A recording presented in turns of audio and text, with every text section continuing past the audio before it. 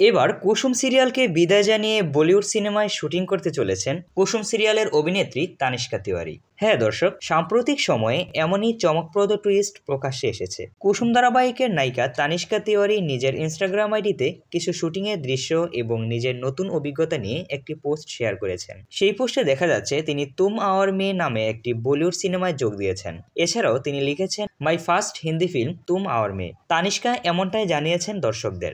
এখন প্রশ্ন উঠছে, তাহলে কি সত্যিই তানিষ্কা তিওয়ারি কুসুম ধারাবাহিক ছেড়ে দিতে চলেছেন?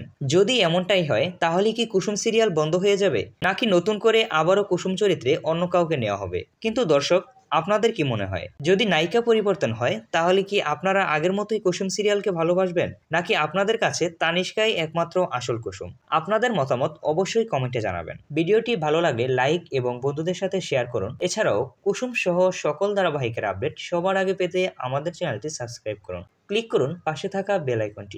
আবারও খুব শীঘ্রই হাজির হব নাটকের নতুন কোনো এক্সক্লুসিভ আপডেট নিয়ে। ভিডিওটি শেষ পর্যন্ত দেখার জন্য আপনাকে অসংখ্য ধন্যবাদ।